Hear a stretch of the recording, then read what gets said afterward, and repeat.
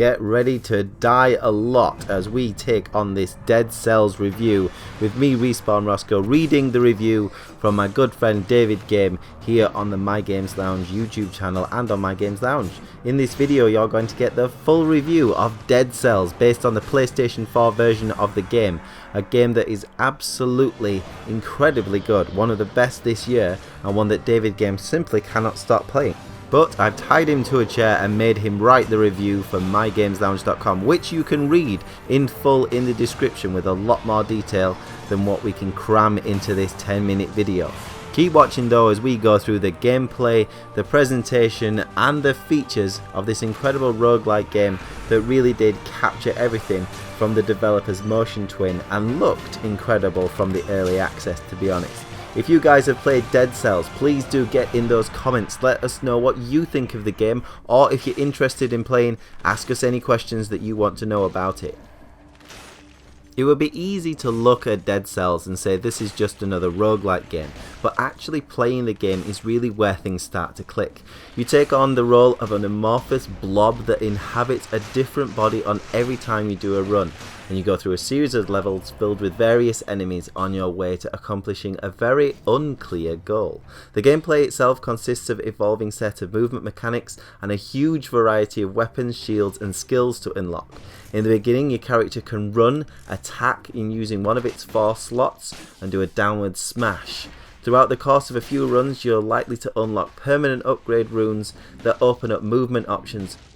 These include using the green vines to climb up, or you can use a wall climb rune, and all of that creates some very satisfying changes to the gameplay.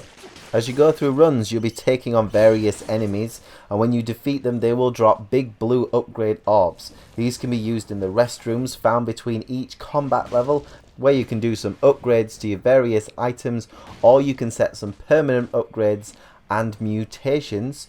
These blue cells can also be invested into another machine after boss fights, which increases the quality of the item drops.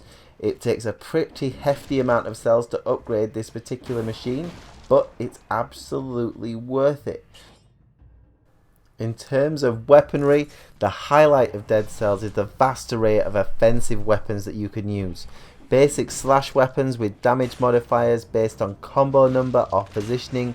There's blood swords that will cause bleeding damage, thrown firebrands that will light up an area to do damage over time, freezing enemies in place, and poison damage, all of which can be stacked and taken advantage of via the special perks in your weaponry. The 2 main slots are reserved for your main weapons with no cooldown. The 2 secondary slots you have cooldown but consist of 2 different sets of items such as various traps, grenades and one-time use tonics.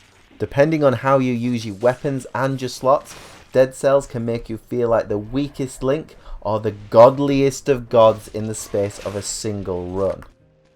When you combine all the elements of the gameplay plus incredibly tense boss fights, Dead Cells demands one more run out of you every single time you turn the game on. There's also curse chests, hidden rooms, time doors, all kinds of things that just encourage you to keep going back for more, and the best thing about all the gameplay is it feels so fluid. The responsiveness of the controls is magical and the dodge roll is genius without making you feel invincible. Dead Cells is simply a joy to play. Dead Cells presents itself very well. Accompanying its gothic aesthetic is a hypnotic soundtrack that lends itself to going back for more, which is important given how many times you'll be seeing the same sections of the game death after death. The attack animations of the player's character and enemies both have very clear visual cues without being distracting. Dead Cells also does a great job of informing you when you're in danger, and the tide of battle is in your favour with a myriad of distinctive effects.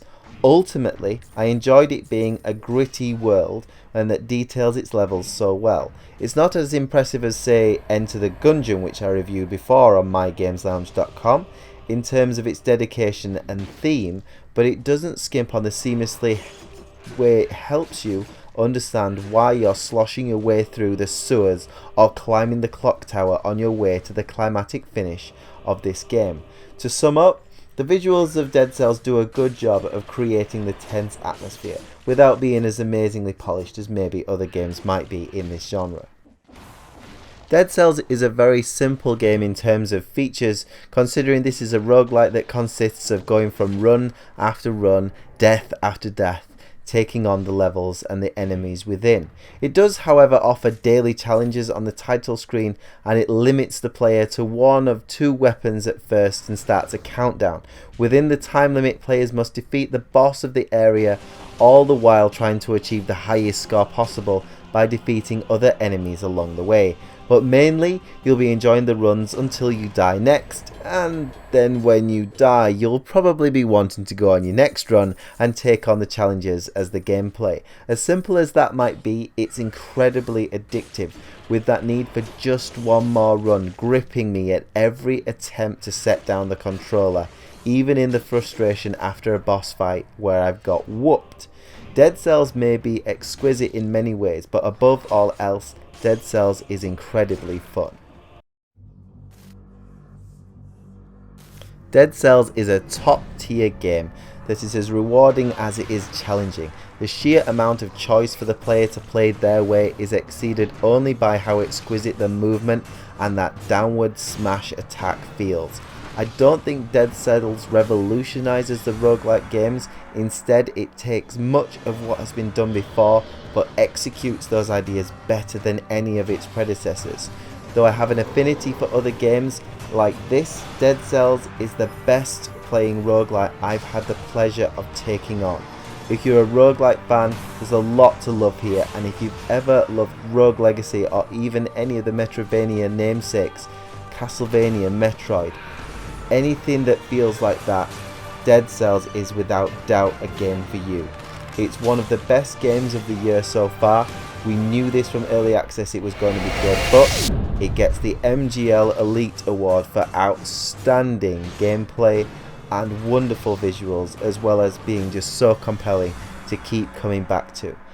If you have played Dead Cells, let us know in the comments, but if you're thinking about buying it, let us know as well, and we certainly recommend you do. Thank you for enjoying this review, guys. Do like the video, share it across the networks, and subscribe to us on YouTube.